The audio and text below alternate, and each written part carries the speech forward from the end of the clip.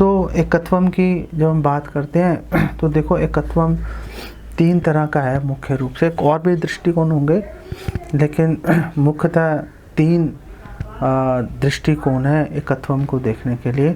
पहली चीज़ है एकत्वम अचिंत्य भेदाभेद तत्व, कि हम लोग गुण की दृष्टि से समान है और मात्रा की दृष्टि से अलग है। भगवान विभु हैं, हम अनु हैं। ये एक दृष्टि हो गई। श्रील प्रभुपाद उदाहरण देते हैं कि देखो जैसे समुद्र के पानी की एक बूंद है और जो पूरा समुद्र है, तो समुद्र की एक बूंद भी खारी है, उसमें भी नमक है, सॉल्ट है, और पूरे समुद्र में भी सॉल्ट है। तो गुण की दृष्टि से दोनों समान है, लेकिन जब हम मात्रा की दृष्टि से देखें तो कोई आपस में तुलना कंपैरिजन नहीं किया जा सकता। समुद्र में असीमित मात्रा है सॉल्ट की। ऐसे ही श्रील प्रभुपाद ने उदाहरण दे रखा है सोने की अंगूठी और सोने की खान में। गुण की दृष्टि से वो भी सोना है, वो भी सोना है, लेकिन सोने की खान में असीमित सोना है। सोने की अंगूठी में 1, 2, 3, 10 तोले की अंगूठी है, कोई उसकी तुलना नहीं की जा सकती। अणु विभु, सोने की अंगूठी अणु है और जो सोने की खान है विभु है। जैसे सूर्य है और सूर्य की किरणें हैं, गुण की दृष्टि से सेम है, दोनों प्रकाश देने वाली है, लेकिन सूर्य के प्रकाश और सूर्य की किरणों के प्रकाश को आपस में मैच नहीं किया जा सकता। एक बहुत बड़ी आग और उसके अंदर जो आग के जो स्फुलिंग है, जो स्पार्क्स हैं आग के, वो दोनों गुण की दृष्टि से एक है, लेकिन मात्रा की दृष्टि से दोनों अलग अलग हैं। इसी तरह से जो हमारा जो संरचना है भगवान के समान ही है। भगवान की संरचना क्या है, भगवान के क्या लक्षण है, भगवान के क्या गुण है? सच्चित आनंद। भगवान शाश्वत है, नित्य है।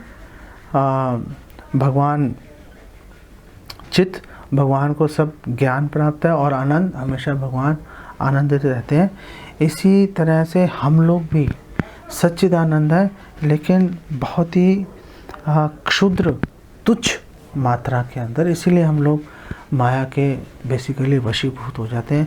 ये बेसिक रीजन है। तो ये एकत्वम एक अचिंत्य भेदाभेद तत्व की दृष्टि से आ गया। शक्ति शक्तिमान भेदा ममे वांशो जीव लोके जीव भूता सनातना। भगवान कृष्ण भगवद गीता में कह रहे हैं कि मेरे अंश हैं और हम भगवान की तटस्थता शक्ति हैं, भगवान की पराशक्ति हैं, मार्जिनल पोटेंसी हैं हम भगवान के। तो भगवान और भगवान की शक्ति में कोई भेद नहीं है, दोनों समान है। लेकिन ये बात रहती है कि जो शक्ति है हमेशा शक्तिमान के ऊपर आश्रित रहेगी। जैसे ब्रह्म ज्योति है भगवान पर आश्रित है, ब्रह्मणो ही प्रतिष्ठा हम, भगवद गीता 14:27। श्रील प्रभुपाद कह रहे हैं देखो जो जीव हैं उनके अंदर भगवान के गुणों का 80% तक उनके अंदर समावेश हो सकता है। भगवान में जितने गुण हैं उसका 80% तक किसी व्यक्ति में आ सकता है, लेकिन वो जो 80% आएगा मात्रा की दृष्टि से फिर भी बहुत कम होगा। ऐसे नहीं कि वो 80% मात्रा की दृष्टि से भी समान हो, क्या वो कभी समान नहीं हो सकता। भगवान और जीव के अंदर कभी समानता नहीं आ सकती किसी भी चीज़ के अंदर।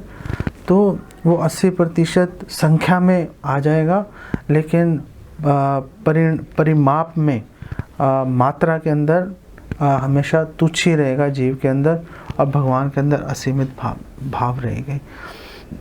दूसरी जो एकत्वम है, जो एकता है, वो है विचारों की एकता, कि भगवान के और जीव के विचार, भक्त के विचार वो एक जैसे हो जाते हैं। श्रील प्रभुपाद इसका उदाहरण देते हैं कि देखो जैसे एक परिवार में जितने भी परिवार के लोग होते हैं सबका एक ही विचार होता है। जैसे नेशन है, एक देश है, उसके अंदर जितने भी लोग हैं सबका एक ही विचार होता है। देश के हित के लिए आगे बढ़ते हैं, बेसिकली वो राजा के हित के लिए काम करते हैं। तो जब विचारों का एकत्व हो जाता है, विचार एक हो जाते हैं, तो कोई आपस में कोई झगड़ा नहीं रहता, कोई विचारों का मतभेद नहीं रहता, सब शांति से सब लोग काम करते रहते हैं, बात ख़त्म हो जाती है। तो ये दूसरा विचारों का एकत्व है।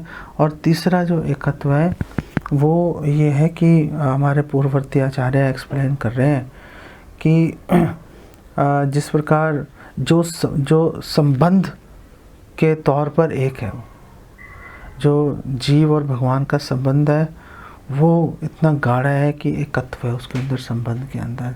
जीवेर स्वरूप है कृष्णेर नित्यदास। और भगवान और जीव के संबंध में एक बात हमेशा प्रमुख रहेगी कि जो प्रधानता है जीव और भगवान के संबंध में, हमेशा भगवान प्रधान रहेंगे। उसकी एक्सप्लेनेशन कैसे है? एक्सप्लेनेशन इसको हम ऐसे समझ सकते हैं कि जिस प्रकार शरीर और आत्मा का संबंध है, शरीर और आत्मा के अंदर बिल्कुल इतना गहरा संबंध है, लेकिन प्रधानता किसकी है?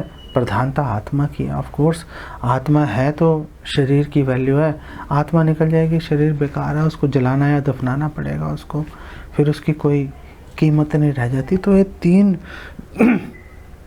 दृष्टिकोण से हम समझ सकते हैं कि भगवान में और जीव के अंदर एकत्व होता है, उनके अंदर एकता होती है।